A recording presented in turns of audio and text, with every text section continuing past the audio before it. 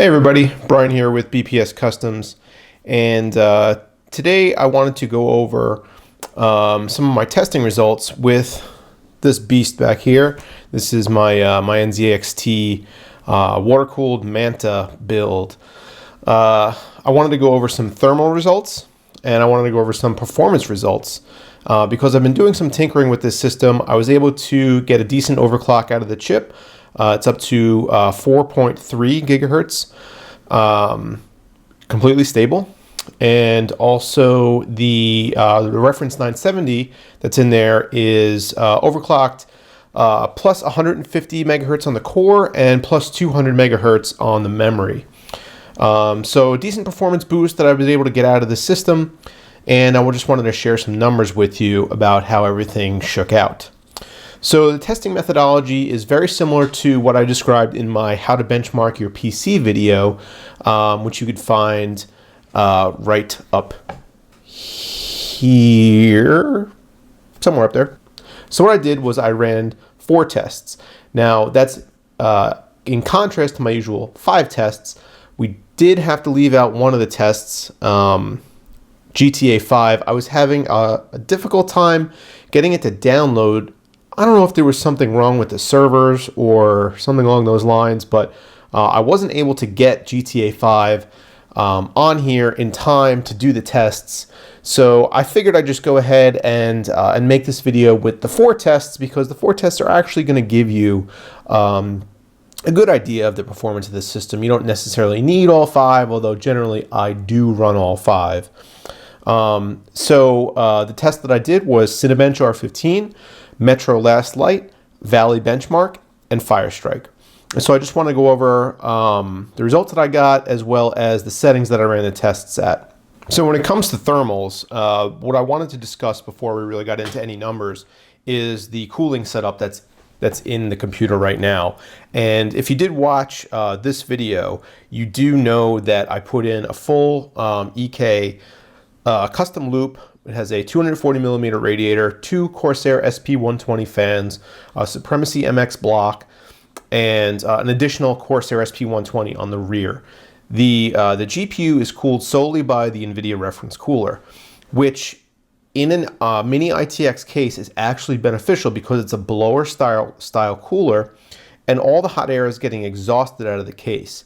This is not the most efficient process if you have a spacious case, a full or mid tower design, because a lot of times recirculating the air inside of the case with bigger fans actually ends up being more efficient than trying to exhaust it out the rear with a turbine like the NVIDIA reference cooler does.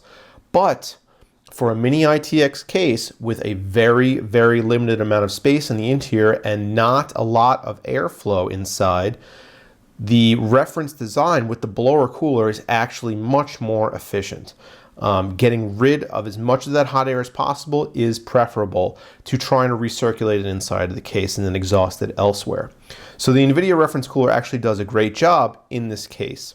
So the methodology for testing the thermals is to run Furmark and IDA64 for 10 minutes or until the system levels out in temperature.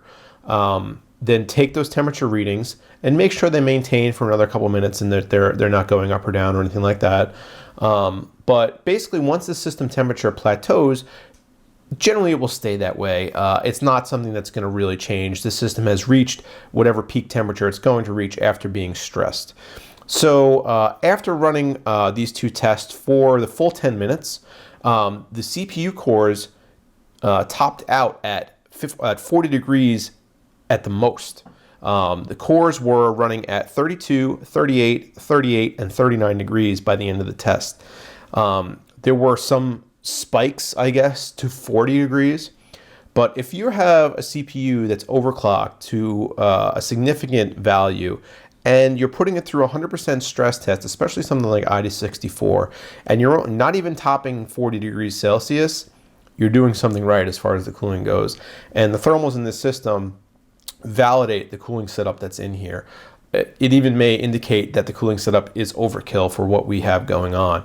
The 6600K is fairly power efficient, has a low TDP, does not generate that much heat. but I have had them in other systems with like something like Hyper 212 Evo, or even other water cooling setups where there's more components in the loop, where the temperatures are getting up into the 50s and even the low 60s when you're stressing it if you have the system overclocked. Having this sit at 40 degrees max for 10 minutes through IDA 64, that's unbelievable, and I'm super happy with those results. The GPU was maxing out around 70 degrees Celsius and was plateauing there. It could be expected for an NVIDIA reference design blower style cooler. Those are by nowhere, that is nowhere near the thermal limit of these cards, and it is perfectly safe operating temperature for a GPU.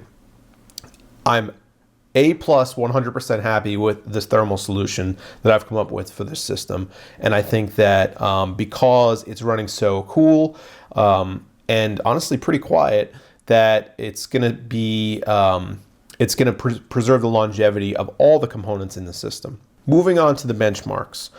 The first test that I ran was Cinebench R15. This is a CPU only test, and it came out with a score of 685. Mainly that is a result of having only 4 cores with no hyper-threading. Even older components like the 4790K, because it is an i7, has hyper-threading and effectively runs 8 cores in the Cinebench R15 test. Now, when you see these little boxes running around the screen, there's only 4 of them because there's no hyper-threading on this i5. And that severely hamstrings this processor in this test. It does not mean that your gaming will be affected in any way. The only real concern that you could possibly have by a score of under 700 or so is that if you're going to be doing something like video editing, photo editing, music, stuff like that, stuff that requires a lot of processor horsepower, the i5 might not be the best processor for you. But in that case, I would hope that you've done your research and maybe step up to the i7, the 6700K, or maybe an X99 system. The second test I ran was Firestrike. Now, this was only run at 1080p. The system is hooked up to a 1080p monitor right now, but you could actually run Firestrike at any resolution. The program allows you to run it at up to 4K, even connected to any display. But the components that are in here are really optimized for 1080p gaming. They could certainly handle 1440p gaming as well. The GTX 970 is a great card for medium settings, maybe high settings, 1440p. I wouldn't really push it beyond that. It's not meant for that. The 980 and 980 Ti are much better solutions for that resolution gaming. But for 1080p, this is about as good as you're going to get. The GTX 970 combined with i5 Skylake processor are going to blow through any games that you could really throw at it. AAA titles for the next year, 2 years, you're going to be maxing them out basically. So I ran Firestrike at 1080p, came back with a score of 10,372. That's it's a score that exceeds the recommended VR spec. It's not quite up to par, obviously, with 4K gaming machines, but 10,372 is a very respectable score. I looked up a couple comparable scores on online, and most of the GTX 970 benchmarks that I was finding came out somewhere in the mid 9,000 range. So the fact that we were able to get over 10,000 is a good sign. Next benchmark that I ran was Metro Last Light. This is the built-in benchmark. I ran it at very high settings with normal motion blur and high tessellation. This is a very demanding benchmark, and even though the game is a couple years old, it really does give you a good idea of how your system is going to handle AAA titles, and came back with a very, very solid 95.06 frames per second across the entire test.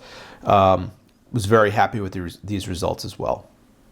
The last test was Valley Benchmark, and this was run at the system resolution, which again was 1080p. It was run on high quality with no AA enabled. It came back at 113.1 frames per second. Now, I've certainly gotten better results with higher end cards like the 980 Ti's that I have in my other system, but I have honestly not once ever gotten a higher score with a 970 or equivalent graphics card, so 970 or an R9 390. 113 frames per second in Valley at high settings. Couldn't ask for more. So as you can see, the system is running cool, it's running quiet, and it is pumping out numbers and basically surpassing every expectation that I could possibly have as far as benchmarks goes. So the next thing to do, and I'll turn around here and kind of point some things out, is I have on order both a new set of cables because I wasn't particularly happy with the color match of these cables with the coolant in the system. I also have on order some white bits power fittings. I'm going to change the fittings to white, and I'm also going to redo this bend right here, this lower bend. As you can see, it's perfectly straight, but it's straight and not parallel. So I do need to put a little bit of a squiggle into this 90 over here and straighten it out. And I think that'll be kind of the final touches on this. I was considering water cooling the 970, but I really like the way it looks with the reference cooler and the green GeForce logo on the side. So I think I'm going to leave that. And as you can see, the thermals really haven't suffered for it. So no real need to do it. So that's it for this video, guys. Give me a thumbs up if you liked it. Please subscribe to the channel. I really would like to get more people involved in this community, grow this channel. Check out this video over here for my giveaway that I'm doing.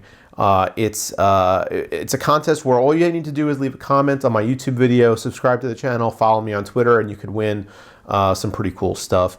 Follow me on Twitter, BPS_customs. Leave a comment on this video if I messed something up, or if you have a suggestion, or if you liked it.